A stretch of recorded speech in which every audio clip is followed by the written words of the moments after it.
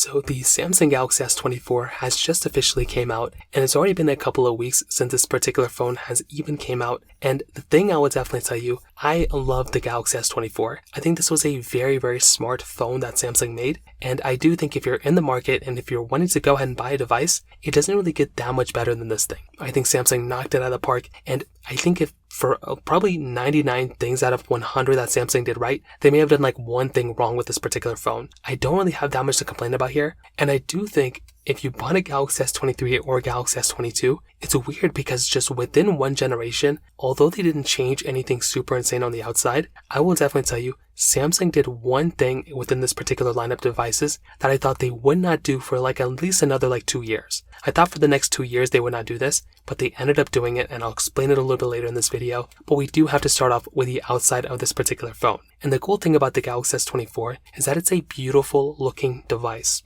On the front, you're getting that 6.2-inch dynamic LTPO AMOLED display. Now, they didn't really change anything super crazy like visually off the front from this particular device from the S23. There's one thing they did do which I liked a lot, which I'll get into in a second. But with this particular panel, it still looks very, very good. It's a very sharp panel, and from the S23 and S23 and S22, not the biggest difference in the world, but I do think it's like a very good looking panel for the most part. And once again, I'm a big fan of the way Samsung kept this particular display the way they did. The thing though is that it does give you 2600 nits of brightness, which is spectacular. I think that's an excellent, an excellent change that they made within this particular panel. And I do think, again, if I'm going to go through and accept and, make changes to my next phone, I would want it to have some sort of high brightness like this thing. Even though I'm never going to use it, it's very cool that they ended up throwing it in this phone. And I do think that's an excellent thing that they threw in this phone without a doubt. On the bottom of this phone, they have a USB Type-C port, which is great. You still have that SIM card tray, but they made another visual change with this body. They gave us a complete flat side on this phone. Now, I do think for the average person, you may not think it's a big difference,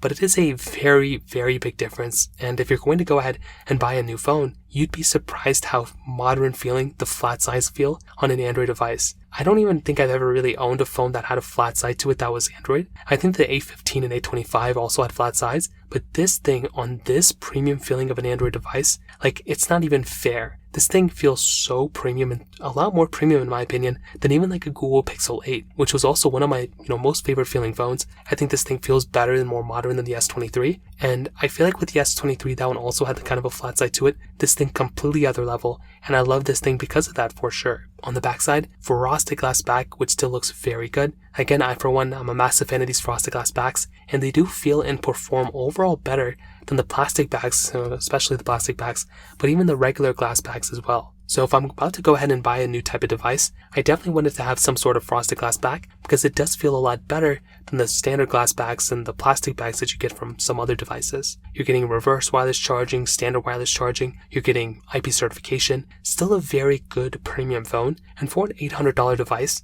it definitely feels like an $800 phone without a doubt. So it's still an expensive phone. It's more or less what you'd expect from that price tag. But I do think, if you're getting a phone like this, you know that it's not going to be a cheap phone. But I am very excited to see how fast this phone's going to fall in the used market. If a lot of people are doing these trade-in deals, I do wonder, how fast these, is this phone going to go down to $400 by the end of this year or maybe less? If this phone gets to under $400 by the end of this year, that is going to be an insane sub $400 phone for people to buy. I mean, that's going to be insane. I'll keep you all posted and see what the price tag is in this year. But on the exterior, that kind of covers it up there. Now from the camera standpoint, this thing does have that triple camera setup on the backside, a 50 megapixel wide, 10 megapixel telephoto, then a 12 megapixel ultra wide camera, and on the front, it has a 12 megapixel wide angle lens. You are getting 4K at 60 on the front and the back, which is genuinely very nice. I love having that type of resolution to film in, but you're also getting 8K capability on the back of this phone too. Now the thing I'll tell you, in my opinion, I actually do think that this particular phone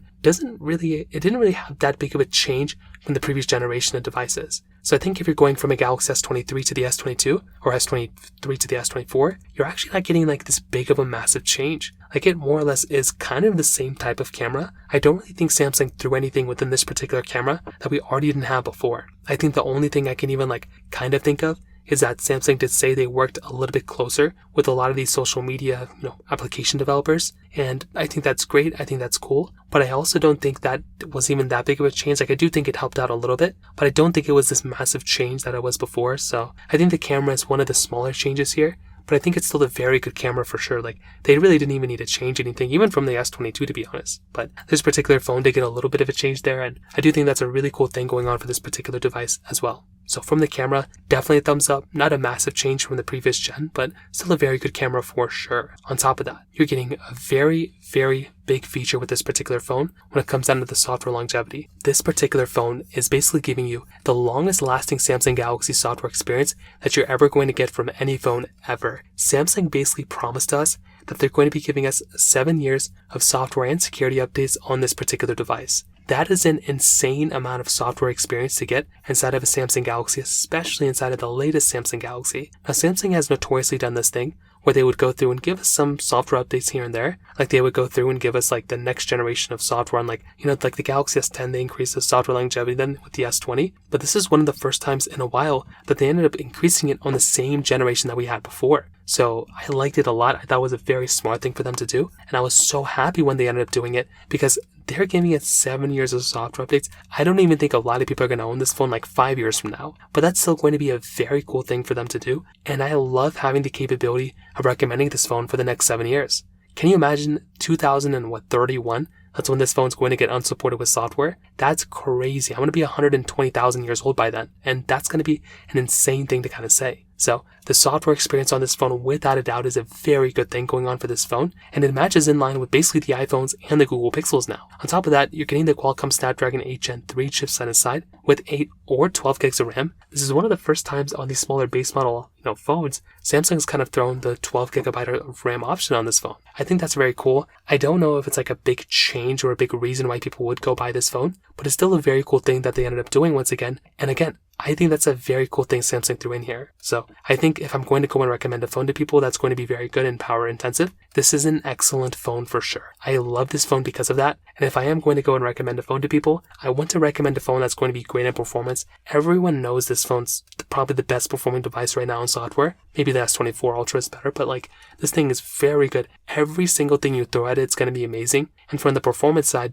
definitely gets a thumbs up from me. I would also say from the Samsung Galaxy's battery life perspective, you are getting probably the best battery life from, the base model Samsung phones on this one. It's not going to be as good as the Ultras, but from the ones that I tested, you were getting about like an hour better battery life compared to my battery test from the S23. But keep in mind, it didn't outperform the iPhones, but it did outperform the Pixels. So that was kind of an advantage for this particular device. So to kind of sum it up, what I'll definitely tell you is, I think the Samsung Galaxy S24 is such a good phone in so many different levels. It's a very good device, and I would 1 billion% recommend picking this device up. If you have all the money in the world, this is such a good phone, and I'm so happy that Samsung made a phone like this because it really is that great of a device. If you want, you can buy a Pixel 8 or a Galaxy S23, but I don't think you can go wrong with an S24. If you have the money, I would definitely recommend upgrading for sure. So that pretty much covers it up here. If you have any other thoughts or questions, please let me know in the comment section below. Hit the like button, that would mean so much, but definitely hit that subscribe button. More importantly than everything else, I love every single one of you guys. Hopefully I'll catch you guys in the next video. Peace out till then.